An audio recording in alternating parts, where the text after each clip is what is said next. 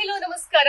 ನಾನ್ ರಂಜಿತಾ ಸುರೇಶ್. ಇವತ್ತು ನಾನು smart week shop share earn ಅನ್ನುವಂತ 2 ದಿನದ ಸೆಷನ್ ನಲ್ಲಿ ಇದ್ದೀನಿ. ಇವತ್ತು ನಮ್ಮ ಜೊತೆಗೆ ಈ ಸಂಸ್ಥೆಯ ಫೌಂಡರ್ ಆದಂತಹ ಒಬ್ಬ ಮುಖ್ಯವಾದ ವ್ಯಕ್ತಿ ಜೊತೆಗೆ ಇದ್ದೀನಿ. ಅವ್ರ ಹೆಸರು ದೀಪು ಗೌಡ ಅಂತ. Sir welcome. ಅಂಡ್ ಈ ಸ್ಮಾರ್ಟ್ ವೀಕ್ ಅನ್ನುವಂತಹ ಸಂಸ್ಥೆನ ಶುರು ಮಾಡ್ಬೇಕು ಯಾಕೆ ಅನ್ನಿಸ್ತು ನಿಮ್ಗೆ? ಅದರ ಉದ್ದೇಶ ಏನು ಸ್ವಲ್ಪ ಹೇಳ್ಬೋದಾ? ಗುಡ್ ಮಾರ್ನಿಂಗ್ ನಿಮಗೆ. ಸೊ ಮೇನ್ ಇವತ್ತಿನ ಒಂದು ಟ್ರೆಂಡ್ ನೋಡ್ತಾ ಇದ್ದೀರಾ, ಒಂದು ಇ ಕಾಮರ್ಸ್ ಅನ್ನೋ ಒಂದು ಇಂಡಸ್ಟ್ರಿ ತುಂಬಾ ದೊಡ್ಡ ಇಂಡಸ್ಟ್ರಿ. ಅದ್ರ ಜೊತೆಗೆ ನಮ್ಮ ಒಂದು ದೇಶದಲ್ಲಿ, ಸೊ ಇಂಡಿಯಾದಲ್ಲಿ ಒಂದು ಅನ್ಎಂಪ್ಲಾಯ್ಮೆಂಟ್ ಅನ್ನೋದು ತುಂಬಾ ಜಾಸ್ತಿ ಇದೆ. ಅದಕ್ಕಿಂತ ಮೋಸ್ಟ್ ಇಂಪಾರ್ಟೆಂಟ್, ನಮ್ಮ ದೇಶದಲ್ಲಿ ಆಲ್ಮೋಸ್ಟ್ 140 ಕೋಟಿ ಜನಸಂಖ್ಯೆ ಇದೆ. ಅದರಲ್ಲಿ ಹತ್ರ 70%, ಒಂದು ಸರ್ವೆ ಹೇಳೋ ಪ್ರಕಾರ ಒಂದು 70% ಅಷ್ಟು ಜನ ಒಂದು ಮಿಡಲ್ ಕ್ಲಾಸ್ ಮತ್ತೆ ಲೋವರ್ ಮಿಡಲ್ ಕ್ಲಾಸ್ ಕ್ಯಾಟಗರಿನಲ್ಲಿ ಬರ್ತಾರೆ. ಅಂದ್ರೆ ಅವ್ರಿಗೆ ಪ್ರತಿನಿತ್ಯ ಒಂದು ಅವ್ರ ಏನ್ ಸಂಪಾದನೆ ಮಾಡ್ತಾ ಇದಾರೆ ತಿಂಗಳಲ್ಲಿ, ಆ ಒಂದು ಸಂಪಾದನೆ ಅವರ ಒಂದು ಜೀವನ ನಡೆಸೋದಕ್ಕೆ ಅಷ್ಟೇ ಆಗುತ್ತೆ. ಅದು ಕೂಡ ಕಂಪ್ಲೀಟ್ ಆಗಿ ಅವ್ರು ಅನ್ಕೊಂಡ್ತಾರ ಜೀವನ ನಡೆಸೋದಕ್ಕೆ ಆಗೋದಿಲ್ಲ. ಅಂದ್ರೆ ಪ್ರತಿಯೊಬ್ಬ ವ್ಯಕ್ತಿಗೂ ಕೂಡ ಆಸೆ ಇದೆ, ಜೀವನದಲ್ಲಿ ನಾನು ಮುಂದಕ್ಕೆ ಬರಬೇಕು, ನಾನು ಒಂದು ಕಾರಲ್ಲಿ ಓಡಾಡಬೇಕು, ಒಂದು ಒಳ್ಳೆ ಮನೆ ಕಟ್ಟಬೇಕು, ಮಕ್ಳಿಗೆ ಒಂದು ಒಳ್ಳೆ ಎಜುಕೇಶನ್ ಕೊಡಿಸ್ಬೇಕು, ಇದೆಲ್ಲ ಇದೆ. ಬಟ್ ಎಲ್ಲೋ ಒಂದ್ ಕಡೆ ಆ ಒಂದು 70% ಕೆಟಗರಿನಲ್ಲಿ ಬರೋಂಥ ಜನಕ್ಕೆ ಆಗ್ತಾ ಇಲ್ಲ. ನಾನೊಂದು 20,000, 30,000, 40,000 ಸ್ಯಾಲರಿ ತಗೊಳ್ತೀನಿ, ಅದು ತಿಂಗಳ ಆಗಸ್ಟಲ್ಲಿ ನಾನು ಅದಕ್ಕಿಂತ ಜಾಸ್ತಿ ಖರ್ಚು ಮಾಡುತ್ತೆ. ಸೊ ಪ್ರತಿಯೊಬ್ಬ ವ್ಯಕ್ತಿಗೂ ಕೂಡ ಒಂದು ಆಪರ್ಚುನಿಟಿ ಬೇಕಾಗಿದೆ. ಅಂದ್ರೆ ಒಂದು ಅವಕಾಶ ಇದ್ರೆ ಅದನ್ನ ಉಪಯೋಗಿಸ್ಕೊಂಡು ಬೆಳಿಬಹುದು, ನಾನು ಕೂಡ ಜೀವನದಲ್ಲಿ ಏನಾದ್ರು ಒಂದು ಸಾಧನೆ ಮಾಡಬಹುದು ಅನ್ನೋ ಒಂದು ಕನಸಿದೆ. ಬಟ್ ಆಪರ್ಚುನಿಟಿ ಇರ್ಲಿಲ್ಲ. ಸೊ ನಾನು ಕೂಡ ಅದೇ ಒಂದು ಮಿಡಲ್ ಕ್ಲಾಸ್ ಫ್ಯಾಮಿಲಿ, ಅಂದ್ರೆ ಒಂದು ರೈತರ ಮಗನಾಗಿ ನಾನು ಕೂಡ ಒಂದು ರೈತರ ಕುಟುಂಬದಿಂದ ಬಂದಿದ್ದ, ನನಗೆ ಅದು ತುಂಬಾ ಚೆನ್ನಾಗಿ ಗೊತ್ತಿದೆ ಜೀವನ ಹೆಂಗೆ ಏನಿದೆ ಅನ್ನೋದು. ಸೊ ನನಗೂ ಕೂಡ ಅದೇ ತರ ಒಂದು ಆಸೆ ಇತ್ತು. ನಾನು ಕೂಡ ಅಷ್ಟೇ ನನ್ನ ಒಂದು ಎಜುಕೇಶನ್ ಕಂಪ್ಲೀಟ್ ಮಾಡ್ಕೊಂಡು ಹಳ್ಳಿಯಿಂದ ಬೆಂಗಳೂರು ಬಂದಾಗ ನಾನು ದೊಡ್ಡ ದೊಡ್ಡ ಬಿಲ್ಡಿಂಗ್ ನೋಡೋದು, ದೊಡ್ಡ ದೊಡ್ಡ ಕಾರ್ಗಳು ನೋಡೋದು ನನಗೂ ಆಸೆ ಇತ್ತು. ಬಟ್ ಎಲ್ಲೋ ಒಂದ್ ಕಡೆ ಅವಕಾಶ ಸಿಗ್ತಾ ಇರಲಿಲ್ಲ. ಸೊ ನಾನು ಏನಾದ್ರು ಮಾಡ್ಬೇಕು ಲೈಫ್ ಅಲ್ಲಿ, ಏನೋ ಒಂದು ಸಾಧನೆ ಮಾಡ್ಬೇಕು ಜೀವನದಲ್ಲಿ. ದುಡ್ಡು ಮಾಡೋದಕ್ಕೆ ಎಲ್ಲರೂ ಯೋಚನೆ ಮಾಡಿದ್ರೆ, ನಾನು ದುಡ್ಡು ಮಾಡ್ಬೇಕು ಅನ್ನೋದಕ್ಕಿಂತ ಲೈಫ್ ಅಲ್ಲಿ ಏನಾದ್ರು ಒಂದು ಸಾಧನೆ ಮಾಡ್ಬೇಕು ಅನ್ನೋದು ಒಂದು ಆಸೆ ಇತ್ತು. ಹಾಗಾಗಿ ಈ ಒಂದು ಸಂಸ್ಥೆನ ಒಂದು ಸ್ಟಾರ್ಟ್ ಮಾಡಿದ್ವಿ. ಇವತ್ತು ಒಂದು ಅದ್ಭುತವಾದಂತ ಒಂದು ರೆಸ್ಪಾನ್ಸ್ ಬಂದಿದೆ. ನೀವು ಆಲ್ರೆಡಿ ಸುಮಾರು ಜನ ಮಾತಾಡ್ಸಿದ್ರಿ, ಅವ್ರದೇ ಆದಂತ ಒಂದು ಅನುಭವನ ಹಂಚ್ಕೊಂಡ್ರು, ಅವ್ರೇನೆಲ್ಲ ಇನ್ಕಮ್ ಹರ್ ಮಾಡೋದು ಹೇಗಿತ್ತು ಅಂತೆಲ್ಲ ಹಂಚ್ಕೊಂಡ್ರು. ಸೊ ನನಗೂ ಬಹಳ ಖುಷಿ ಆಗ್ತಿದೆ ಇದಕ್ಕೆ ಸಿಗ್ತಾ ಇರೋಂತ ಒಂದು ರೆಸ್ಪಾನ್ಸ್ ಮಾಡಿ. ಆ ಒಂದು ಉದ್ದೇಶ ಇಟ್ಕೊಂಡು ಒಂದು ಸಂಸ್ಥೆ ಸ್ಟಾರ್ಟ್ ಮಾಡಿ. ಓಕೆ ಸರ್, ಇದೊಂದು ಕೇಳ್ಬೇಕು ನಿಮ್ಗೆ, ಯಾವಾಗ ಈ ಕಂಪನಿ ಸ್ಟಾರ್ಟ್ ಮಾಡಿದ್ರಿ ನೀವು?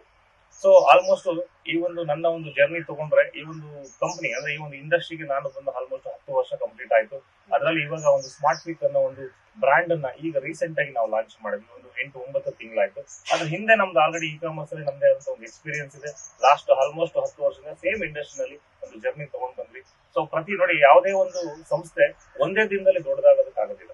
ಸೊ ನಾವು ಶುರು ಮಾಡಿದಾಗ ಅದರದೇ ಆದಂತ ಒಂದು ಚಾಲೆಂಜಸ್ ಗಳು ಬರ್ತವೆ. ಸೊ ಅದನ್ನೆಲ್ಲ ನಾವು ಕ್ರಾಸ್ ಮಾಡ್ಕೊಂಡು ಯಾವತ್ತು ಸಕ್ಸಸ್ ಅನ್ನೋದು ಅಷ್ಟು ಈಸಿಯಾಗಿ ಸಿಗೋದಿಲ್ಲ. ಸೊ ನಾನು ಕೂಡ ಅಷ್ಟೇ 2015ರಲ್ಲಿ ಈ ಒಂದು ಇಂಡಸ್ಟ್ರಿ ನಾನು ಎಂಟ್ರಿ ಆದೆ, ಈ ಒಂದು ಸಿಸ್ಟಮ್ ನ ಶುರು ಮಾಡಿದೆ.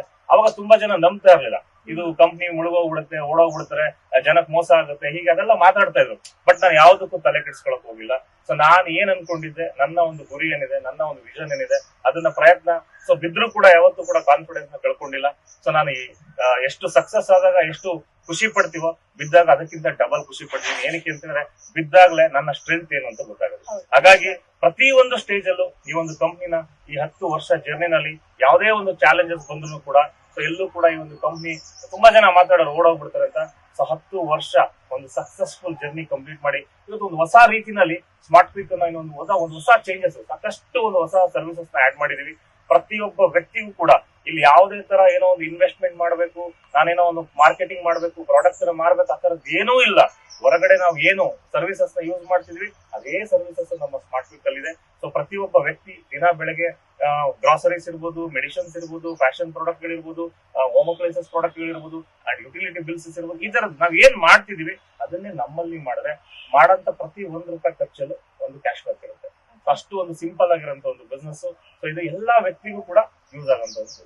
ಓಕೆ ಸರ್, ವಿದೇಶಿ ಕಂಪನಿಗಳ ಮಧ್ಯೆ ಸ್ವದೇಶಿ ಕಂಪನಿಯನ್ನ ಸ್ಟಾರ್ಟ್ ಮಾಡಿದಿರಾ, ಒಂದೊಳ್ಳೆ ಸ್ಟಾರ್ಟ್ ತಗೊಂಡಿದ್ದೀರಾ. ಜೊತೆಗೆ ಆ ವಿದೇಶಿ ಕಂಪನಿಗಳನ್ನ ಏನು ಅಂತ ಅಂದ್ರೆ ಲೈಕ್ ಅವರಿಗೆಲ್ಲ ಇದಿಷ್ಟು ಅಮೌಂಟ್ ಅಂತ ಹೋಗ್ತಾ ಇತ್ತು, ಇದಿಷ್ಟು ಪರ್ಸೆಂಟೇಜ್ ಅಂತ ಹೋಗ್ತಾ ಇದೆ, ಇದನ್ನ ನೀವು ಕಸ್ಟಮರಿಗೆ ಕೊಡ್ಬೇಕು ಅನ್ನುವಂತ ಒಂದು ನಿಟ್ಟಿನಲ್ಲಿ ಯೋಚನೆ ಮಾಡ್ತಾ ಇದ್ರೆ, ಈ ಯೋಚನೆ ನಿಮಗೆ ಯಾಕೆ ಬಂತು? ಬಹಳ ಅದ್ಭುತವಾದ ಕ್ವಶನ್ ಕೇಳಿದ್ರಿ. ಸೊ ನನಗೂ ಕೂಡ ಅಷ್ಟೇ. ನಾವು ನೋಡಿ, ಇವತ್ತು ಯಾವುದೇ ಒಂದು ಫಾರಿನ್ ಕಂಪನಿಗಳು ತಗೊಂಡ್ರೆ ನಾವು ಇವತ್ತಿಗೂ ನಾವ್ ಹೇಳ್ತೀವಿ, ನಾವು ಆಲ್ರೆಡಿ ತುಂಬಾ ಡೆವಲಪ್ಮೆಂಟ್ ಆಗ್ತೀವಿ ನಮ್ಮ ಕಂಟ್ರಿ ಅಂತ. ನಾವು ಇವತ್ತು ಹೊರಗಡೆ ಕಂಟ್ರಿಗೆ ನಮ್ಮನ್ನ ಕಂಪೇರ್ ಮಾಡ್ಕೊಂಡ್ರೆ ಇನ್ನು 20 ವರ್ಷ ಹಿಂದೆ ಇದೀವಿ ನಾವು ಆಲ್ರೆಡಿ. ಓಕೆ, ಇವತ್ತು ನಮ್ಮ ದೇಶ ಬೆಳೀತಾ ಇದೆ, ಇಲ್ಲ ಅಂತ ಹೇಳ್ತೀರಾ. ಬಟ್ ಇವತ್ತು ನಾವು ಬೇರೆ ದೇಶ ಕಂಪೇರ್ ಮಾಡಿದ್ರೆ ಇನ್ನು 20 ವರ್ಷ ನಾವ್ ಹಿಂದೆ ಇದೀವಿ. ಸೊ ಇಲ್ಲೂ ಕೂಡ ಸಾಕಷ್ಟು ಚೇಂಜಸ್ ಅಂದ್ರೆ ಬದಲಾವಣೆ ಬೇಕಾಗಿದೆ. ಬಟ್ ಒಂದು ಖುಷಿ ವಿಚಾರ ಏನಂದ್ರೆ ನಮ್ಮ ದೇಶ ಕೂಡ ಇವತ್ತು ಫಾಸ್ಟ್ ಆಗಿ ಡೆವಲಪ್ಮೆಂಟ್ ಆಗ್ತಾ ಇದೆ. ಸೊ ನನಗೂ ಬಹಳ ಖುಷಿ. ಇವತ್ತು ನಾವು ಒಂದು ಕಾರ್ಡ್ ಇಂಟ್ರೊಡ್ಯೂಸ್ ಮಾಡಿದ್ವಿ ನೋಡಿ. ಮುಂಚೆ ನಮ್ಗೆ ರುಪೇ ಕಾರ್ಡ್ ಅನ್ನೋದು ಇರ್ಲೇ ಇಲ್ಲ ನಮ್ಮ ಹತ್ರ. ಸೊ ಮುಂಚೆ ಬೇರೆ ಒಂದು foreign debit card credit card use ಮಾಡ್ತಿದ್ವಿ. ಯಾವುದೇ ಒಬ್ಬ ವ್ಯಕ್ತಿ ಇಡೀ ಪ್ರಪಂಚದಲ್ಲಿ ಎಲ್ಲಿ ಆ ಕಾರ್ಡ್ ಅನ್ನ ಸ್ವೈಪ್ ಮಾಡಿದ್ರೆ ಆ ಒಂದು ಕಂಪ್ನಿಗೆ ಒಂದು ಅಮೌಂಟ್ ಹೋಗ್ತಾ ಇತ್ತು. ಅಂದ್ರೆ ಇಂಡೈರೆಕ್ಟ್ ಆಗಿ ನಮ್ಮ ದೇಶದಲ್ಲೂ ಪ್ರತಿಯೊಬ್ಬ ವ್ಯಕ್ತಿ ಒಂದು ಡೆಬಿಟ್ ಕಾರ್ಡ್ ಯೂಸ್ ಮಾಡ್ತಿದ್ರು, ಕ್ರೆಡಿಟ್ ಕಾರ್ಡ್ ಯೂಸ್ ಮಾಡ್ತಾ ಇದ್ರು. ನಾವ್ ಎಲ್ಲೇ ಶಾಪಿಂಗ್ ಮಾಡೋ some percentage of the money ಆ ಒಂದು ಕಂಪ್ನಿಗೆ ಹೋಗ್ತಿದ್ರು. ಅದು ಇಂಡಿಯನ್ ಕಂಪ್ನಿ ಅಲ್ಲ. ಅದೇ ತರ ಸಾಕಷ್ಟು MNC ಕಂಪ್ನಿಗಳು ಇಂಡಿಯಾದಲ್ಲಿ ಬಿಸ್ನೆಸ್ ಮಾಡಿದ್ರೆ ಕೋಟ್ಯಾಂತರ ರೂಪಾಯಿ ಫಾರಿನ್ ಹೋಗ್ತಿದೆ. ಸೊ ನನ್ನ ಒಂದು ಉದ್ದೇಶ ಏನಂತ ಹೇಳಿದ್ರೆ ಅದೇ ಒಂದು ದುಡ್ಡು ನಮ್ಮಲ್ಲೇ ಉಳಿಬೇಕು, ನಮ್ಮ ಜನಕ್ಕೆ ವಾಪಸ್ ಸಿಗ್ಬೇಕು ಅನ್ನೋದು ಒಂದು ಉದ್ದೇಶ ಇತ್ತು. ಹಾಗಾಗಿ ಒಂದು ಪ್ರೀಪೇಯ್ಡ್ ಕಾರ್ಡ್ ನೋಡಿ, ಇವಾಗ ಒಂದು ಗವರ್ಮೆಂಟ್ ಇನಿಷಿಯೇಟ್ ತಗೊಂಡು ರುಪೇ ಒಂದು ಪ್ರೀಪೇಯ್ಡ್ ಕಾರ್ಡ್ ಅನ್ನ ಇಂಟ್ರೊಡ್ಯೂಸ್ ಮಾಡೋದು. ಅದು ಸ್ಟಾರ್ಟಿಂಗ್ ಅಲ್ಲಿ ಅದಕ್ಕೂ ಕೂಡ ಚಾಲೆಂಜಸ್, ತುಂಬಾ ಜನ ಯೂಸ್ ಮಾಡ್ತಾ ಇರಲಿಲ್ಲ. ನಾವು ನೋಡಿದ್ರೆ ಕೆಲವೊಂದ್ ಕಡೆ ಬೋರ್ಡ್ ಹಾಕ್ತಿದ್ರು ರುಪೇ ಕಾರ್ಡ್ ವರ್ಕ್ ಆಗಲ್ಲ ಅಂತ. ಬಟ್ ಇವತ್ತು ಇಂಡಿಯಾದಲ್ಲಿ ಒಂದೇ ಅಲ್ಲ, ಫಾರಿನ್ ಅಲ್ಲಿ ಕೂಡ ನಮ್ಮ ರುಪೇ ಕಾರ್ಡ್ ವರ್ಕ್ ಆಗುತ್ತೆ. ಅಂದ್ರೆ ಅಷ್ಟು ಸ್ಟ್ರಾಂಗ್ ಆಗಿ ಒಂದು ಇನಿಷಿಯೇಟ್ ತಗೊಂಡು ಹೋಗಿದ್ದಾರೆ. ನಾವು ಕೂಡ ಅಷ್ಟೇ ಅದೇ ಒಂದು ನಮ್ಮ ದೇಶದ ಒಂದು ಕಾರ್ಡ್ ಅನ್ನ ನಾವು ಇಂಟ್ರೊಡ್ಯೂಸ್ ಮಾಡಿದೀವಿ. ಅಲ್ಲಿ ಆ ಒಂದು ಕಾರ್ಡ್ ಮುಖಾಂತರ ನಮ್ಮ ಕನ್ಸ್ಯೂಮರ್ಸ್ ಎಲ್ಲೇ ಹೋಗಿ ಏನೇ ಶಾಪಿಂಗ್ ಮಾಡೋದು ಕೂಡ ಅವರಿಗೆ ಪ್ರತಿ ಒಂದು ಟ್ರಾನ್ಸಾಕ್ಷನ್ ಮೇಲೆ ಕ್ಯಾಶ್ ಬ್ಯಾಕ್ ಸಿಗುತ್ತೆ. ಅಂದ್ರೆ ಎಲ್ಲೋ ಬೇರೆ ಕಡೆ ಒಂದು ಕಂಟ್ರಿಗೆ ಹೋಗ್ತಾ ಇದ್ದಂತ ದುಡ್ಡು ಇವತ್ತು ನಮ್ಮಲ್ಲೇ ಉಳಿತಾ ಇದೆ. ಅದೇ ದುಡ್ಡು ನಮ್ಮವ್ರಿಗೆ ಕ್ಯಾಶ್ ಬ್ಯಾಕ್ ರೂಪದಲ್ಲಿ ವಾಪಸ್ ಹೋಗ್ತಾ ಇದೆ. ಬರೀ ಒಂದೇ ಒಂದು ರುಪೇ ಕಾರ್ಡ್ ಒಂದೇ ನಾನು ಹೇಳ್ತಾ ಇಲ್ಲ, ಸಾಕಷ್ಟು. ಈಗ ನಮ್ಮ ಮೈನ್ ಉದ್ದೇಶ ಒಂದು ಕಡೆ ಕನ್ಸ್ಯೂಮರ್ಸ್ ಇದಾರೆ, ಅವರಿಗೆ ಏನೆಲ್ಲ ಪ್ರಾಡಕ್ಟ್ ಬೇಕೋ ಆ ಪ್ರಾಡಕ್ಟ್ ಅನ್ನ ತಲುಪಿಸುವಂತ ಕೆಲಸ ಮಾಡ್ತಾ ಇದೀವಿ. ಎರಡನೇದಾಗಿ ನಮ್ಮ ಲೋಕಲ್ ಮ್ಯಾನುಫ್ಯಾಕ್ಚರ್ಸ್ ಏನಿದ್ರೆ, ಸಣ್ಣ ಅಂಗಡಿಯವರು ಇರ್ಬೋದು, ಸಣ್ಣ ಒಂದು ಮ್ಯಾನುಫ್ಯಾಕ್ಚರ್ ಮಾಡುವಂತ ಪ್ರಾಡಕ್ಟ್ ಗಳನ್ನ ನಾವು ಅವ್ರ ಜೊತೆ ಟೈಅಪ್ ಮಾಡ್ಕೊಂಡು ಅವರ ಒಂದು ಪ್ರಾಡಕ್ಟ್ ಗಳನ್ನ ನಮ್ಮ ಒಂದು ಸಂಸ್ಥೆ ಜೊತೆ ಟೈಅಪ್ ಮಾಡಿ ಅವರ ಒಂದು ಪ್ರಾಡಕ್ಟ್ ನ ನಮ್ಮ ಒಂದು ಕನ್ಸ್ಯೂಮರ್ ಗೆ ತಲುಪಿಸುವಂತ ಒಂದು ಕೆಲಸ ಮಾಡ್ತೀವಿ. ಇಂಡೈರೆಕ್ಟ್ ಆಗಿ ನಮ್ಮ ಒಂದು ಸಣ್ಣ ಒಂದು ಮ್ಯಾನುಫ್ಯಾಕ್ಚರ್ ಇರ್ಬೋದು, ಒಂದು ಸಣ್ಣ ಡಿಸ್ಟ್ರಿಬ್ಯೂಟರ್ ಗಳು ಇರ್ಬೋದು,